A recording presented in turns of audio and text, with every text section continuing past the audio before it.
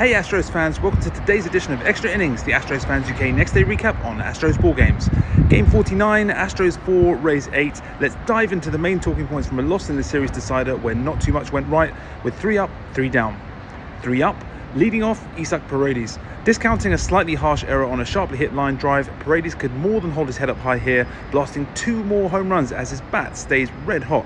Clearly the offensive leader of this team at present. We need him to keep this up and, even more so, some other bats to follow his lead. He's a huge player for us.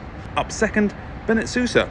With the game threatening to get away from us at 2-5 down, Sousa came in from the bullpen to throw 2 pretty impressive innings to hold the deficit where it was. He's been a bit hit or miss with his outings so far, but Sousa showed what he can do in this one with 3 strikeouts. Up third, Mauricio Dubon's first homer of 2025.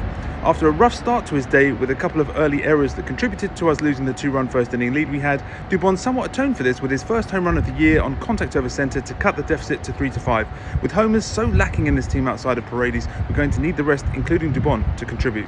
3 down, first out, Hunter Brown. After such a fantastic start to the season, it's fair to give Brown some slack for a bad day at the office. He just didn't have it in this one, struggling in the hot and humid conditions and equally struggling to locate his pitches, giving up 5 runs on 7 hits over 5 innings with 2 walks. Though it has to be said that 2 of the homers Brown gave up would never have been a home run anywhere else. Hunter will be back, not his day. Second out, atmospheric absurdities. As mentioned, the conditions at George M. Steinbrenner Field meant that fly balls, which shouldn't have had a prayer of getting out of there, ended up as homers. Yes, the conditions are the same for both teams, so we shouldn't use it as an excuse, but it wasn't great to watch. Third out, Forrest Whitley. A nightmare 8th inning for the, once again, returning Whitley. We'd cut the deficit to just 1 run in the top of the inning to spark hopes of another unlikely late comeback, but a disastrous inning from Whitley where he gave up 4 walks and a killer 3-run homer to Yandy Diaz put paid to that. Will it ever really happen for Whitley? A few extra points to finish on. Delayed onset pain. Losing the next game makes yesterday's throwaway loss hurt all the more. Curious choices. Joe Espada electing to use Hunter Brown in this game instead of on normal rest, meaning he will now miss the whole of the ostensibly much more important upcoming 4-game series versus our division rival Seattle Mariners, is a decision that would appear to need some explanation because it doesn't make sense.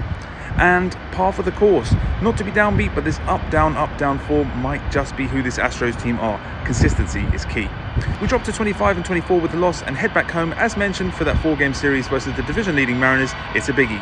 That's it for today's Extra Innings, the next day recap. Let me know your takes on the loss and the series in the comments. Make sure you're following at AstrosFansUK on all platforms, and I'll catch you tomorrow for the next edition of Extra Innings. Go Stros!